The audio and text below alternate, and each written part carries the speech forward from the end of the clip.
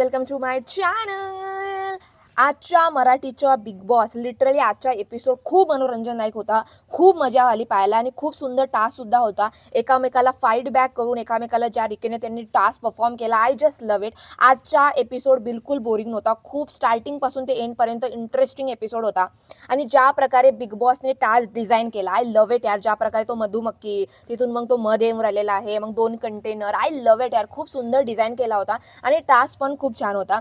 आणि ह्या टास्क वगैरे बघून किंवा एपिसोड बघून लोकांना खूप वाटत असणार की संकेत किती स्ट्रॉंग प्लेअर आहे, Sanket is a very hero quality या, संकेत हा जिंकू शकते, संकेत वाईल्ड कार्ड बनून आलेला आहे, परंतु मराठी बिग बॉस जिंकू शकते. त्याच्यामध्ये तेवढी धमक आहे, काय गेम खेळते, काय टास्क परफॉर्म करते, काय स्ट्रेंथ आहेत. I love it. दुसरीकडे तुम्हाला वाटत असणार की विशालने ज्या प्रकारे गेम खेळलं, ज्या प्रकारे 2-2 महिलाला त्यांनी होल्ड वगैरे केलं, काय गेम खेळला यार विशाल, वाव, आय लव्ह इट. तिसरीकडे तुम्हाला वाटत असणार की राकेश काय आहे, मुलींच्या पल्लूच्या मागे लपणारा माणूस आहे. जेव्हा फिजिकल टास्क येतो तेव्हा फक्त तो मुलीच्या मागे लपतो, एकही टास्क खेळत नाही, मुलींना समोर पाठवतो आणि आपण मुलींसारखा चूप मागे राहतो. आणि त्याच्या विरुद्ध त्याचा काहीच गेम नाही आहे. त्याचा गेम फक्त आहे रेवा आणि राखीच्या लव्ह अँगलमध्ये फसलेला आहे. फक्त तोच वर करू करू समोर जाणार. त्याच्या व्यतिरिक्त त्याला काहीही धमक नाही आहे. फक्त मुलींना समोर आणते आणि स्वतः फिजिकल टास्क खेळत नाही, स्वतः मागे राहते. असे खूप सारे मतं तुमचे असतील. हा आजचा एपिसोड बघून खूप सारे मतं आपले असतात, परंतु टीम ए होती. टीम ए मध्ये होती विशाल, संस्कृती, राखी, अनुश्री आणि प्रभू. टीम बी मध्ये होते राकेश, दीपाली, सागर, तन्वी आणि रेवा. खूप सुंदर टास्क होता आणि ज्या प्रकारे तन्वीने पूर्ण वाचून वगैरे दाखवलं त्यावर समजलं की त्या टीम ए मधली अनुश्री संचालक आहे आणि टीम बी मधली दीपाली संचालक आहे. आणि जो आपला कॅप्टन आहे संकेत, त्याला स्वतः इंडिव्हिज्युअल डिसाईड करायचं होतं की त्याला कोणत्या टीम मधून खेळायचं आहे, मतलब टीम ए मधून खेळायचं आहे की टीम बी मधून खेळायचं आहे. हा त्याचा इंडिव्हिज्युअल चॉईस होता. बिग बॉसने त्याला डिसाईड करून दिलं नव्हतं. आता मला सांगा, त्याला पूर्ण टास्क माहिती आहे, त्याला पूर्ण टास्क माहिती आहे की कसा डिझाईन केलेला आहे, काय खेळायचं आहे, कसं काय खेळायचं आहे, सर्व माहिती आहे. आता दुसरा व्यक्ती राहिला असता, न्यूट्रल राहिला असता, कधी विशालची पूछ नसता, जे असतात ना विशालची पूछ बनून राहिलेले आहेत, विशाल जसा म्हणते तसे करतात, विशालची पर्सनॅलिटी, विशाल विशाल विशाल विशाल, स्वतःची पर्सनॅलिटी, स्वतःचे मत, स्वतःचे स्टँड सर्व यांनी विसरून गेले आहेत. फक्त विशालची पूछ बनलेले आहेत.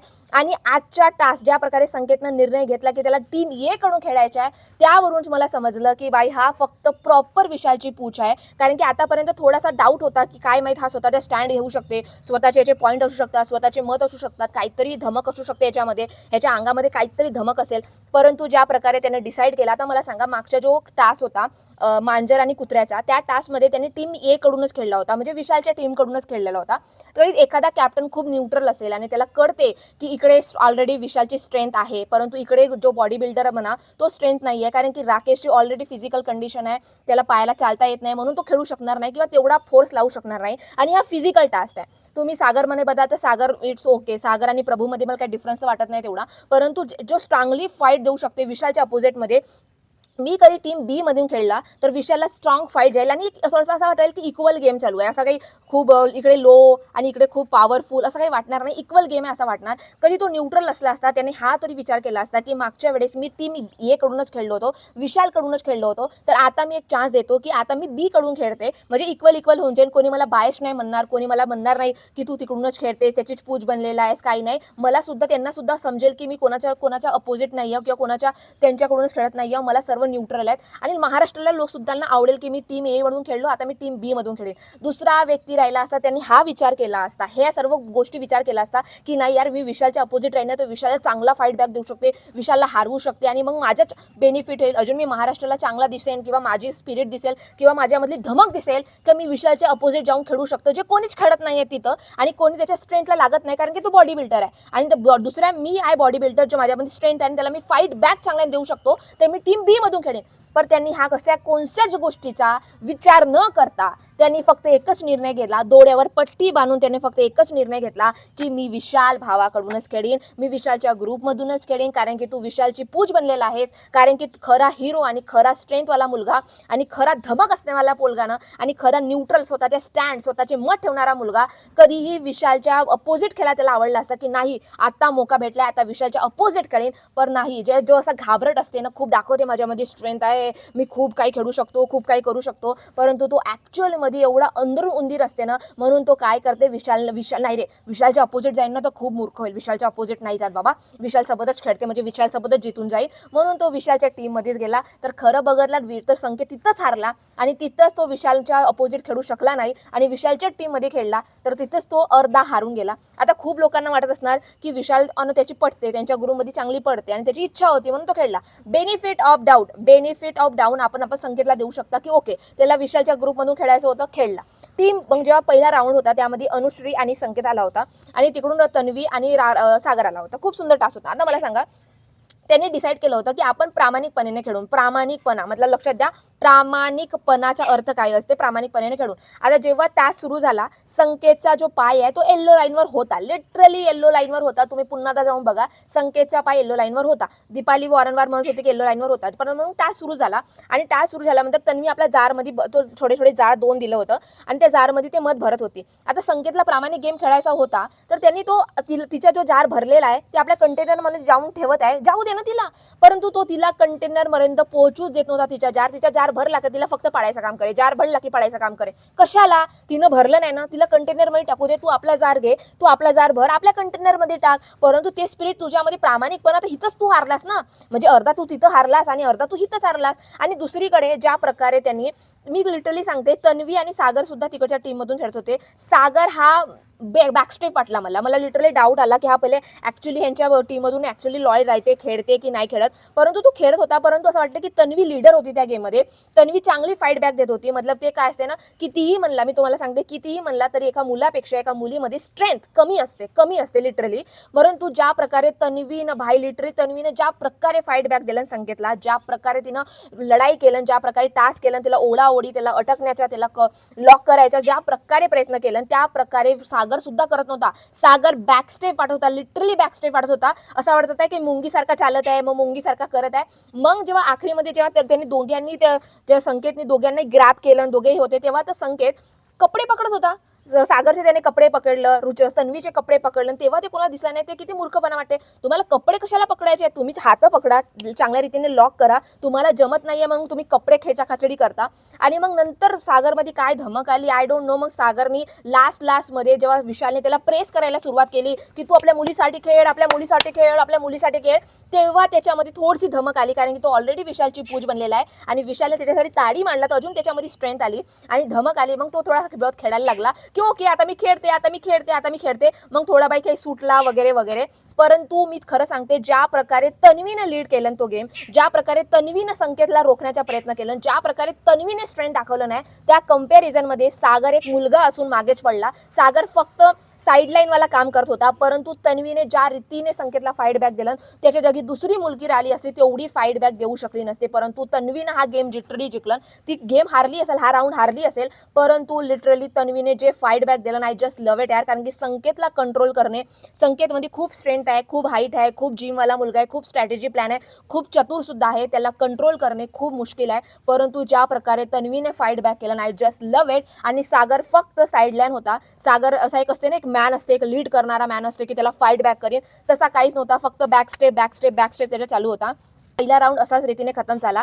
त्यावर दीपालीने स्टँड ठेवला की संकेतचा जो पाय आहे तो येल्लो लाईनवर होता, परंतु आखरीपर्यंत तिला हा जो मत आहे तो ठेवायला पाहिजे होता की नाही, त्याचा पाय होता आणि हा टच म्हणजे हा राऊंड जो आहे रद्द केला नसतं तर चांगला झाला असता, मला तरी असं वाटते. कारण की त्याचा ऑलरेडी प्लॅन होता, म्हणजे पाय त्याच्या लाईनवर होता आणि तो त्यानं कधी दीपालीने स्टँड ठेवलं नसतं की नाही त्याच्या येल्लोवर आहे, तर तो राऊंड रद्द झाले असते ना, तर टीम जो ए आहे तो राऊंड जिंकली नसती आणि मग दुसरा जो राऊंड झाला असता दोघांना सुद्धा इक्वल चान्स भेटली असते की चला ठीक आहे, आता इक्वल खेळा, ज्याचा पहिला पॉईंट होईल त्याचा पहिला पॉईंट. परंतु दीपालीने, आय डोंट नो, दीपालीने असं म्हटलं की ओके टीम ए जिंकलेली आहे, तिनं मग बॅकस्टेप घेतलं त्या येल्लो लाईनवरून आणि टीम एला जिंकित केलं, असं वगैरे झालं. आता दुसऱ्या राऊंडमध्ये मला सांगा, इकडच्या राऊंडमध्ये आली दीपाली आणि रेवा होती आणि इकडच्या राऊंडमध्ये आली विशाल आणि संस्कृती.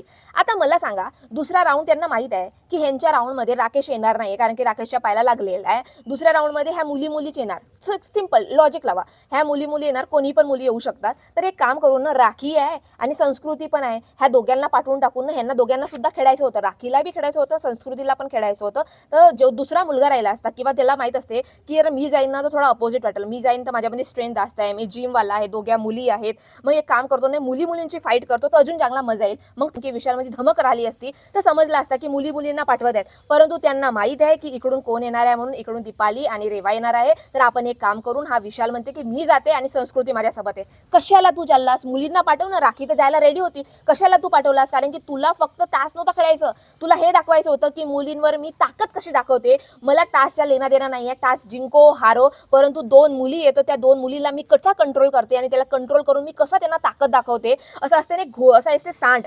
मस्तच असं वाटतं की तो आपण रेड पट्टा दाखवता, मग तो सांड असा येते सांड. तशावानी मला विशाल वाटला. ज्या प्रकारे रेवा म्हणा, दीपाली खेळत होता, फाईट बॅक करत होता, चांगल्या गेम खेळत होता, पण ज्या प्रकारे तो विशाल त्यांच्यावर असं वाटत मर्दानगी दाखवत होता किंवा मी मॅन पॉवर आहे, माझ्यामध्ये ताकद आहे, माझ्यासाठी स्ट्रेंथ आहे, असं वाटत होतं. सांड असं असते ना, सांडचा अटॅक असते, तशावानी तो वाटत होता की मैं गेम गुम नहीं, मैं देखो मैं 2 लड़कियों को कंट्रोल कर सकता हूँ अपनी ताकत की वजह से, मेरी इतनी अंदर ताकत है, मेरी स्ट्रेंथ है ये.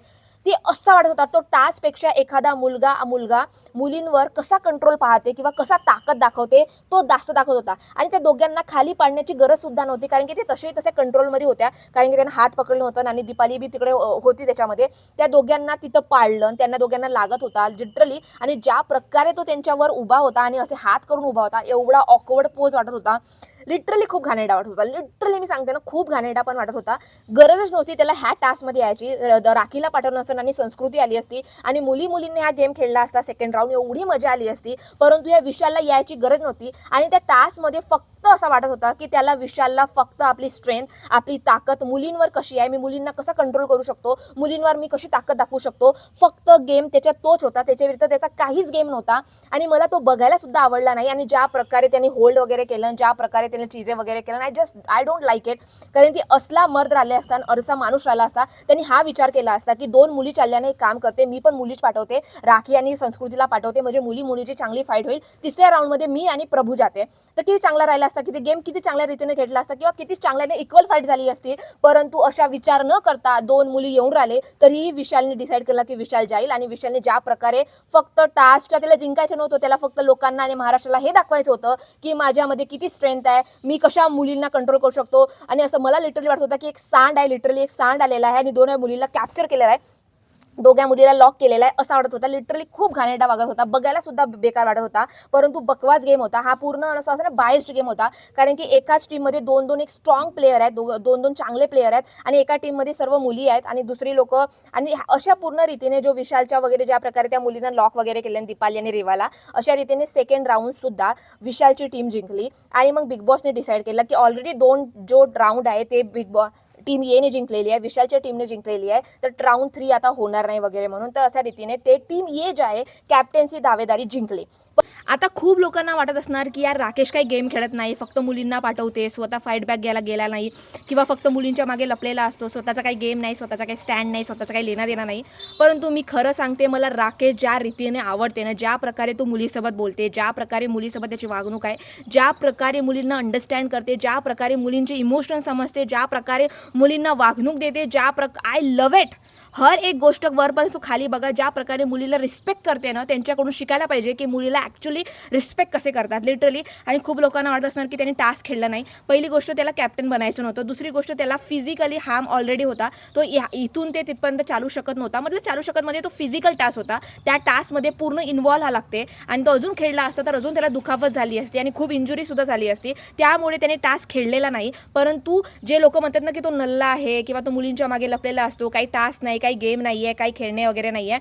परंतु मला सांगा, विशालच्या जागी राकेश आला असता त्या गेममध्ये आणि ज्या रीतीने राकेशने 2 मुलीला हँडल केलं असतं ना, तो वेगळाच प्रकरण असतात. ज्या प्रकारे राकेश मुलींना हँडल करतो, ज्या प्रकारे राकेश जेव्हा गेम खेळते तेव्हा त्याची तुम्ही वृत्ती बघा, त्याच्या तुम्ही ते बॉडी लँग्वेज बघा, ज्या प्रकारे तो मुलींना हँडल करतो ते वेगळंच आहे. आणि लिटरली राकेशसोबत कंपॅरिझन करा नको की राकेश नल्ला आहे किंवा मुलींच्या मागे असतो. त्याला जेव्हा गेम खेळायचे असते, जेव्हा त्याची मेंटली असते, जेव्हा तो फिजिकली स्ट्रॉंग असला असता तर त्यांनी नक्कीच गेम खेळला असता किंवा थर्ड राऊंडमध्ये खेळला असता, परंतु त्याची फिजिकली कंडिशन ऑलरेडी वीक होती म्हणून त्याला काही ह्या गेममध्ये आणणे किंवा त्याला काही म्हणणे हे चुकीचं आहे.